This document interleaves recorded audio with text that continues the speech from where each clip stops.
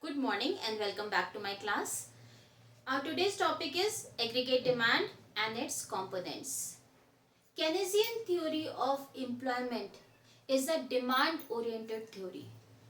Since the classical theory, which was supply-oriented theory, failed during the time of Great Depression, so Keynes formulated this theory on the basis of demand. That means he laid a great emphasis on the aggregate demand in the determination of income and employment in an economy. So Keynesian theory of employment revolves around the principle of effective demand. And what is effective demand? Effective demand is the level of employment at which the aggregate demand equals aggregate supply. That is just the point of equilibrium. And according to Keynes, lack of aggregate demand is the basic cause of or the fundamental cause of unemployment in an economy. And the solution to this problem, the problem of unemployment, is the intervention of by the government in increasing aggregate demand.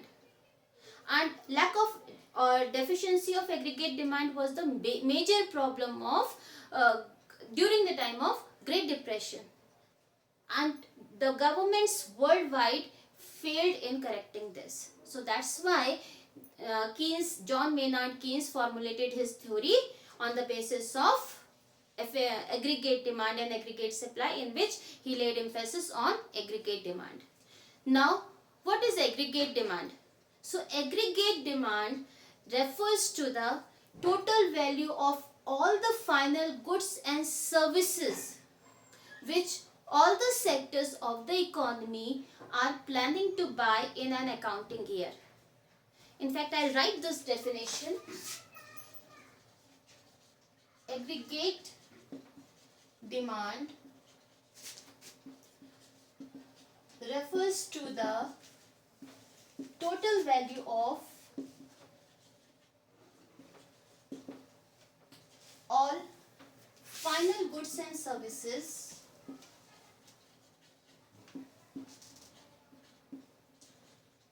which all the sectors of an economy are planning to buy in an accounting year.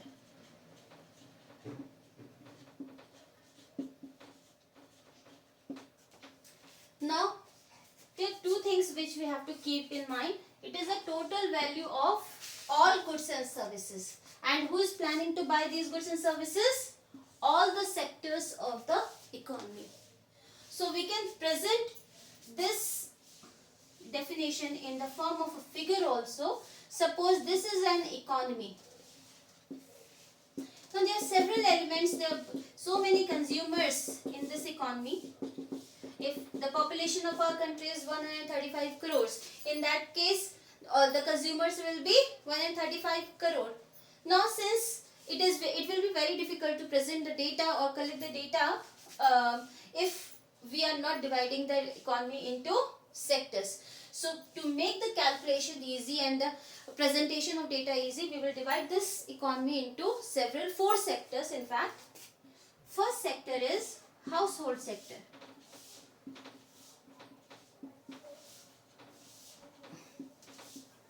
Household sector consumes goods and services. The second sector is firm sector. Firm sector also buy goods and services for the sake of investment. Third is government sector. Government sector also consumes goods and services, and the fourth sector is foreign sector. Now, all these sectors of the economy will demand goods and services in an accounting year. So, suppose this is the second part of the economy where goods and services are produced. Here we are presenting the economy from the point of view of the consumers. Here it will be from the value point of view of the producers. Now it is showing value of goods and services. This is also the same economy from producers point of view. Now in an economy there are crores of things which in fact crores of goods and services which are produced in an accounting year.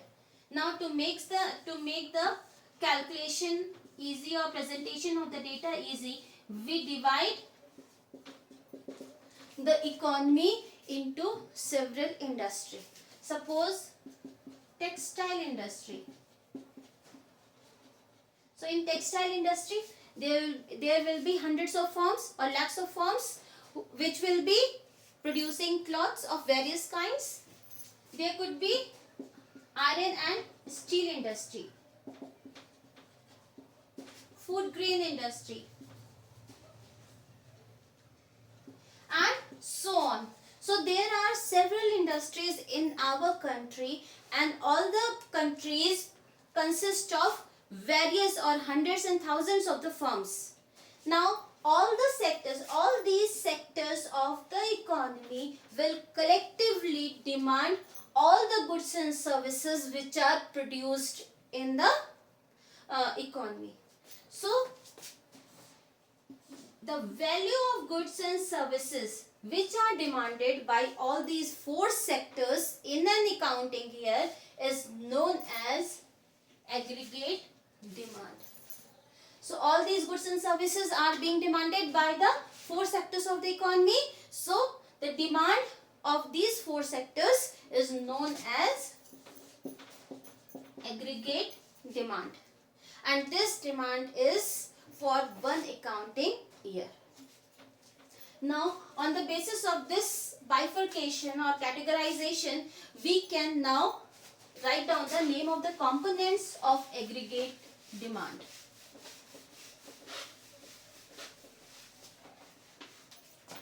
So aggregate demand consists of consumption. Now this consumption is the consumption of the household sector. This is the private consumption plus investment. This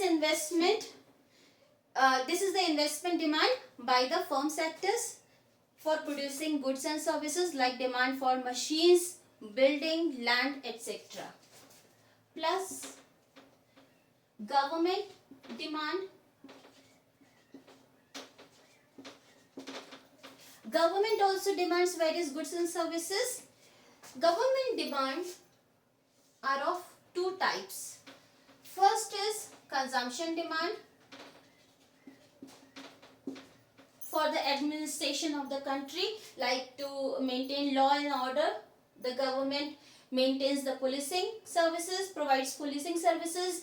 The military, they also maintain the army forces to protect the country from external exploitation.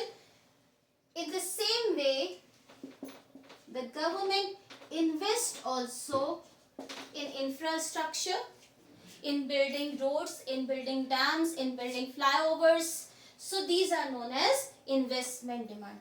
So government demand consists of this is the consumption demand, this is investment demand, this is government demand, and the government demand consists of consumption demand, which is the payment of the salaries of the government employees, or the petty expenses of for running the government offices, maintaining law and order, etc. And this is the investment demand by the government. The fourth component is the fourth sector was the foreign sector. So demand for foreign sector is X minus M. This is also known as net export. Here X denotes export and M denotes import. So net export is the difference of export and import. Now these are the four components of aggregate demand, which we can write in short also. So AD is equal to C plus I plus G plus X minus M. Now, Keynesian model of employment has been developed in 4 types of economic model. So, we will discuss those also.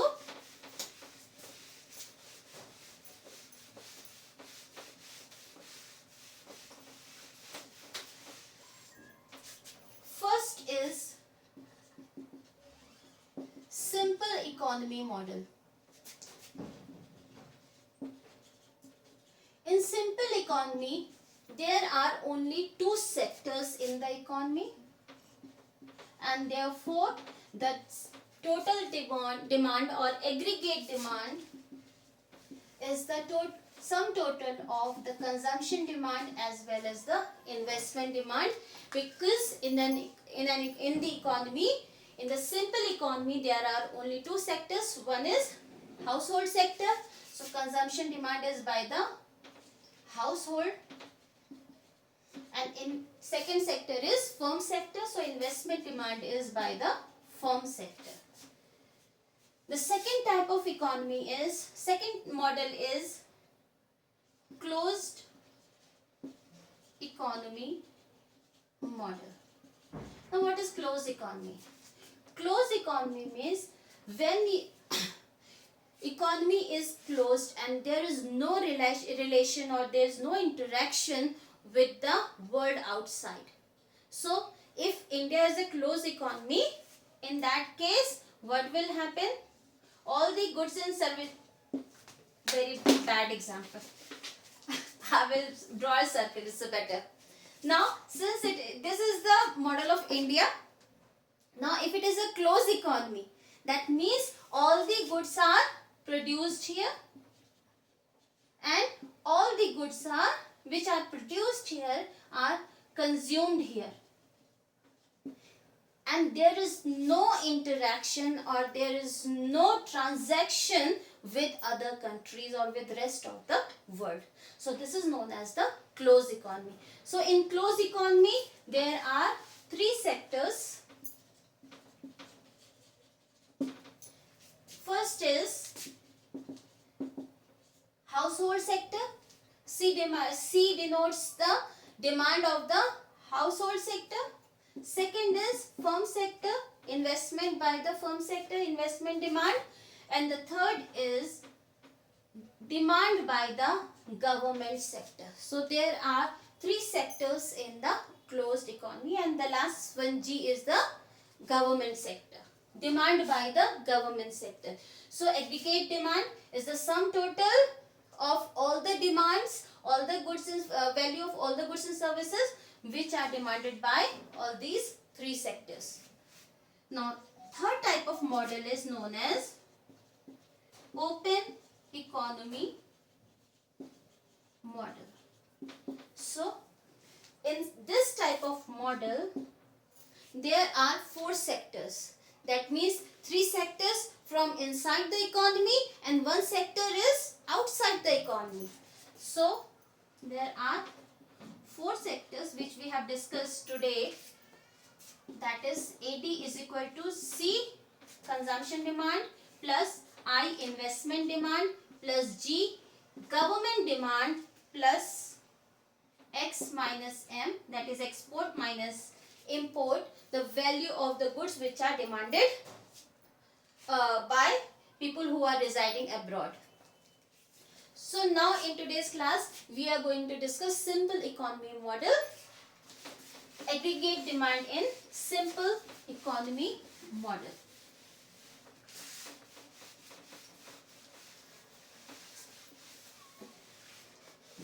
So now in simple economy model, aggregate demand consists of consumption demand and investment demand. Now this theory of income and employment is a short run theory which was formulated by John Maynard Keynes as a solution for the problems of the Great Depression, that is deficiency of aggregate demand, which was the problem of Great Depression. So in short run, according to Keynes, this investment is autonomous. It is decided exogenously. That means it is not not related with the income. That means if level of income is 0, then suppose I is 20. Now if level of income increases to 100, I will again remain 20. If it increases to 200, I will again remain 20. That means at all level of incomes, investment will remain same. It will be constant. It will not change. Now, since consumption has a positive relationship with aggregate demand, with income, that means whenever our income increases, we go to the market and buy goods and services. So what will happen? When our income increases, our demand also increases, our consumption also increases. That is why when income is increased, consumption will also be increased. And since consumption is increased, AD is also increased. So in short run, increase in aggregate demand is increase in aggregate demand depends on consumption demand, since investment is constant.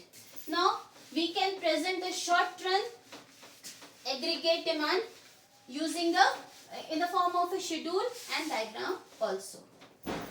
Now aggregate demand schedule.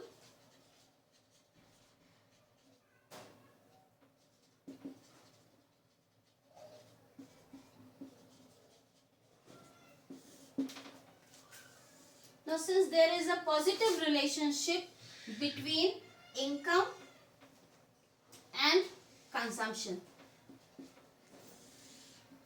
In economics, income is presented by Y.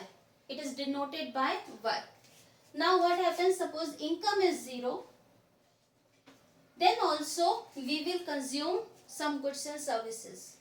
We will require some food. We will require some clothes. And we will require some, some place of shelter also.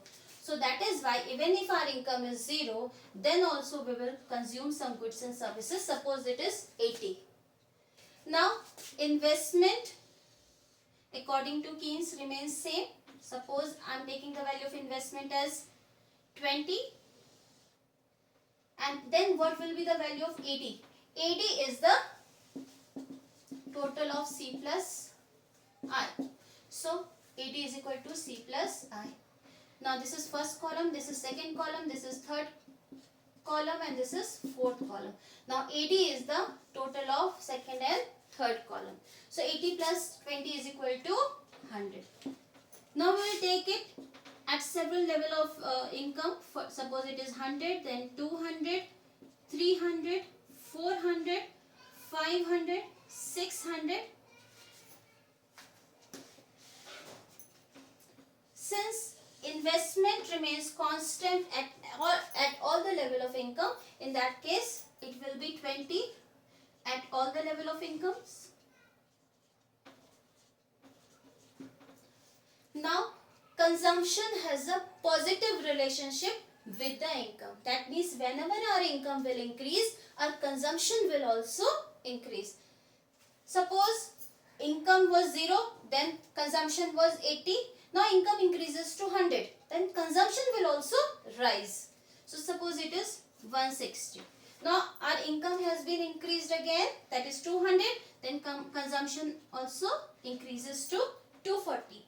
Again with the increase in income, consumption also increases, and it happens again also when income increases, consumption also increases. 480 and it is 560. Now we can calculate, since we have the information about the values of consumption as well as investment. In that case, we are able to calculate the value of aggregate demand in a simple economy model. Now it is 160 plus 20 is equal to 180. It is 260, 340, 420, 500 and 580. Now we can present this schedule in the form of a diagram also. So it is aggregate demand diagram.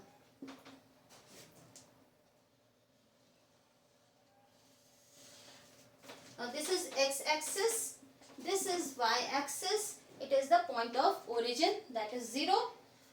Now here we will present income, and income is denoted by y. On y-axis we are presenting aggregate demand,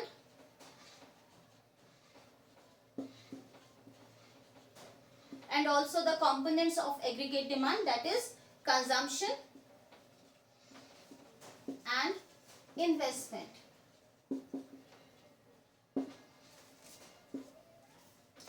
Now we can plot this table also on this diagram, but I am not doing this. It is better to do it on a graph paper, which will give you the we can plot the information values accurately. But on this chart it is not possible, so I am not plotting these values.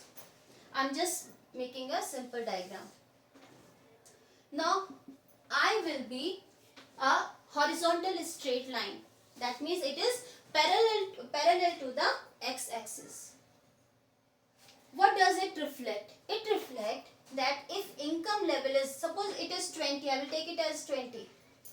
Now if level of income is 0, then investment will be 20. Now suppose income increases to 100, then what will be investment?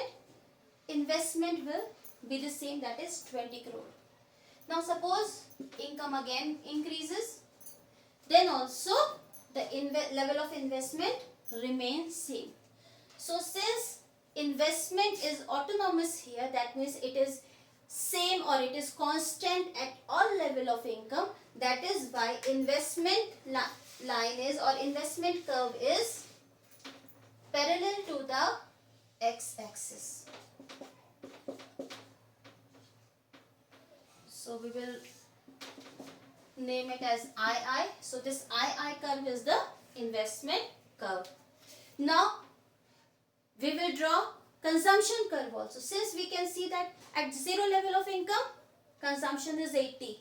That means consumption, we cannot start the consumption curve from the point of origin, because consumption can never be 0.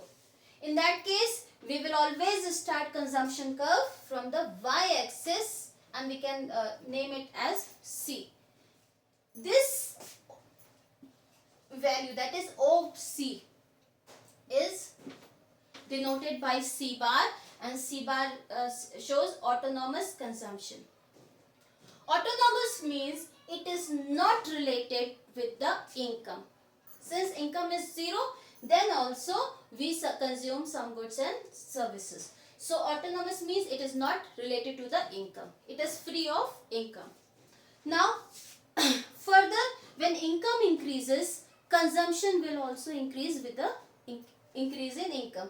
That is why the consumption curve will move upwards, which reflects positive slope. Positive slope means since income is increasing, when we move rightwards on the x-axis, and with the increase in income, this consumption is also increasing. That means if income is 0, consumption is here. Now if income increases to 100, now consumption at this level will also increase. Suppose it is C1. Now income again increases. Suppose it is 200. Now consumption also increases. It is C2. So that is why there is a positive relationship between income and consumption, and this is the reason why consumption curve is sloping upwards. The slope of the consumption curve is upwards, which reflects increase in consumption with the increase in income. Now we will draw aggregate demand curve. Aggregate demand is the total of C and I. Now this OC is the consumption on y-axis, and OI is the investment on y-axis. Now we will add OI and OC. So what will happen? We will add OI to OC. Now we will take this distance from C. and make a point here. The distance from C, and we'll put, we can write something like AD1. Now the distance between C and AD1, this is I, because the distance between AD and C is the I. Now with the increase in consumption, aggregate demand will also increase. So AD is equal to C plus I. And the gap between AD and C will remain same at all levels of income, because since I is constant at all level of income, that is why the gap between AD and C is I, and that is why this gap also remains same at all levels of income, and AD will be parallel to the C curve.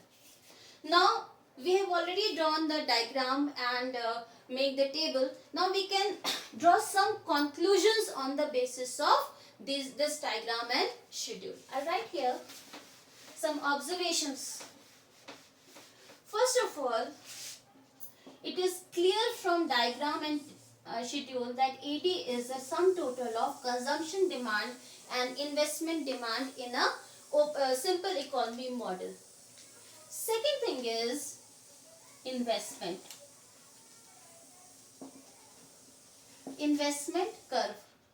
Now this investment curve is a horizontal straight line due to because investment is free of income, that is it is autonomous, it is not related to income. Third observation is about the C curve, or we can write consumption curve. Now there are 2 points which are clear from this diagram. Is first is starting point of C. Now the starting point of C will always be on y-axis, and due to C bar, which is due to autonomous consumption, and autonomous consumption is always free from the income level, and it will always be there at zero level of income. Second is slope of C. Slope of C is positive, which shows that when income increases, consumption will also increase. So there are 2 things. First is the starting point of C, which reflects autonomous consumption. The second is slope, which is increasing slope, positive slope, which reflects the direct relationship between the income and consumption. Here also, when income is rising, consumption is also rising. Now the fourth observation is about the aggregate demand curve.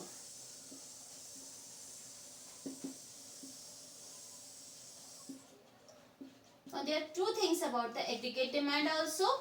Aggregate demand starting point.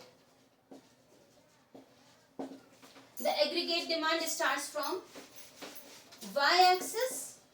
Reason being, it is a sum total of I and C, and both are positive even at zero level of income. That is why starting point will always be from on x-axis. The second thing is about the slope of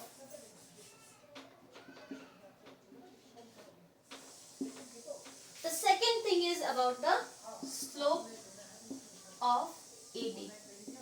It has also positive slope. And why it has positive slope? Because the slope of aggregate demand depends on the slope of consumption. So since C has a positive slope, that is why AD also has positive slope. And Keynes laid an important emphasis on aggregate demand, because it is this aggregate demand which determines the level of employment and income in an economy. That's all for today. We will meet with next basic concept in next class. Thank you so much.